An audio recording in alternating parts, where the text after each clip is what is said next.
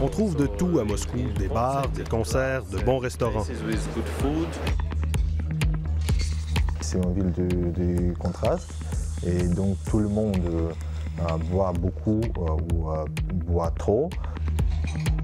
C'est une ville où tout peut se passer. C'est impossible de décrire la Russie en un seul mot. Moscou, ce n'est pas la Russie. On dit ici que c'est un État dans l'État. Une ville qui est plus belle, plus riche, plus moderne que partout ailleurs au pays. On y retrouve des jeunes qui ont grandi avec plus de liberté que jamais et qui, chacun à leur manière, aspirent à transformer la Russie.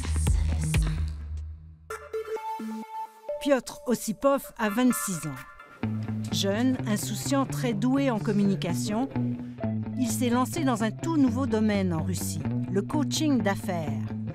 Il nous fait visiter ses locaux flambant neufs.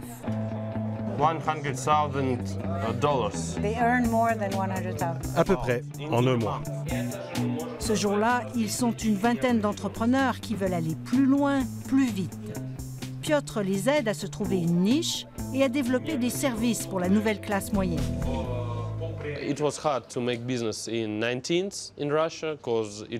C'était difficile d'être en affaires dans les années 90 parce que c'était l'anarchie. Maintenant, il y a des lois et moins de règlements de compte.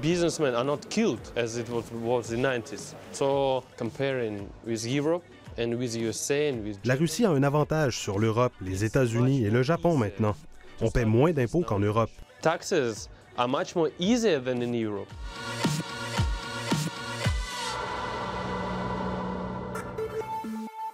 Les priorités de Tikhon Dziadko sont ailleurs. Il est journaliste. Il nous reçoit dans un appartement imprégné d'histoire. Il vient d'une famille de dissidents soviétiques. Ses grands-parents, des écrivains, ont même été emprisonnés. Aujourd'hui, Tikhon a le sentiment que tout est bloqué après les 13 années au pouvoir de Vladimir Poutine. Il souhaite, lui, plus de démocratie et plus de liberté. Ce n'est pas l'Union soviétique, mais c'est un pays qui veut être l'Union soviétique. Je ne suis pas d'accord avec ce régime. Vous n'avez pas beaucoup de possibilités dans la politique, dans la vie culturelle, dans tout, parce que le pouvoir a du contrôle sur toutes les sphères. Après la réélection entachée de fraude du président russe, Tikhon s'était joint au grand rassemblement pour affirmer l'existence d'une autre Russie, un mouvement qui avait causé tout un choc. Ils ont décidé qu'il faut avoir pas juste de l'argent, il faut avoir pas juste le confort, il faut avoir aussi le confort comme les citoyens. Et je pense que la frontière dans les jeunes ici à Moscou, si les droits de l'homme sont importants pour vous ou ils n'existent pas. Luzin Gervokian partage les valeurs de Tikhon. C'est la chanteuse d'un des plus célèbres groupes de rock alternatif en Russie. Son groupe est aussi connu ici que les Pussy Riot, des artistes qui ont repris le flambeau de la contestation du régime. Dans quelques heures, elle chantera devant des milliers de fans. Dans nos chansons, on parle de tout ce qui nous préoccupe ici. La corruption, les injustices que vivent les personnes âgées, les handicapés et les chômeurs.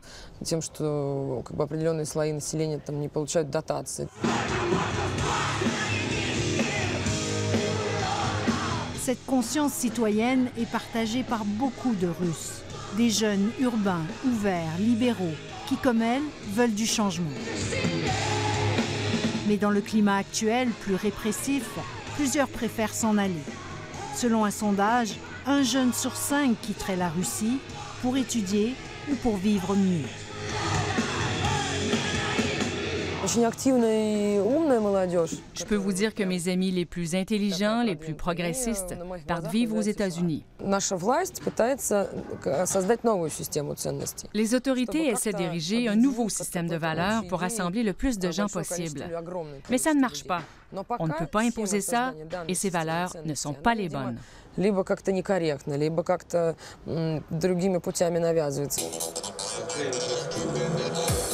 Piotr Ossipov n'a pas le temps de s'occuper de politique.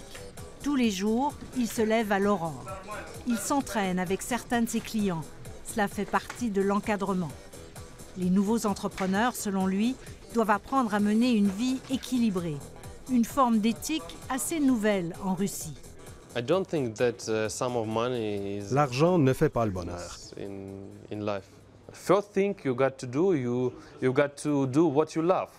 D'abord, il faut faire ce qu'on aime.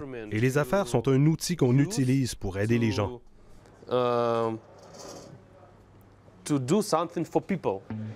Visiblement, c'est une philosophie qui attire les foules.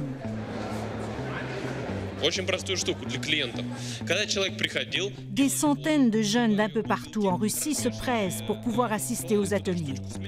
Piotr livre ses conseils, parle du succès. Tous ont déboursé 30 000 $, une somme colossale ici, pour une session de 2 mois avec son entreprise. La Russie est un pays formidable pour partir en affaires. Avec lui, j'ai augmenté mes revenus, j'ai de nouveaux projets et je m'implique dans des œuvres de charité.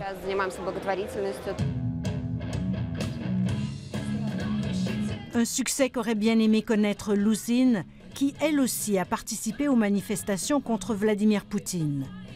Mais le régime s'est durci, les opposants ont fini par se décourager, le mouvement s'est essoufflé. Louzine, elle, va continuer de faire passer son message dans ses chansons. Son espoir, c'est que les jeunes continuent de s'impliquer et de dénoncer.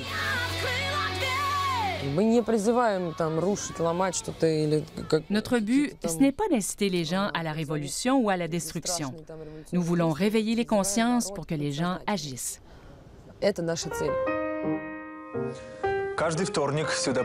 Même espoir pour Tikhon. Il ne s'imagine pas vivre ailleurs qu'à Moscou. Il vient d'obtenir un poste à la seule chaîne de télévision indépendante encore tolérée en Russie. Il va continuer de défendre les valeurs chères à ses parents et à ses grands-parents. Je veux vivre dans un pays avec des valeurs qui sont absolument évidentes pour moi. Ce sont les valeurs de la vie, ce sont les valeurs de liberté et des droits, donc des droits de l'homme, la liberté de l'expression. Piotr, lui, a d'autres idéaux. Il est satisfait de pouvoir s'enrichir en laissant à d'autres le soin de gérer le pays.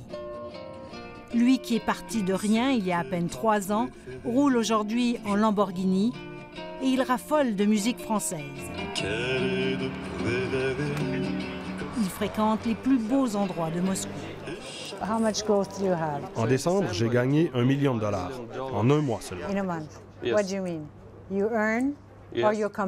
Non, moi.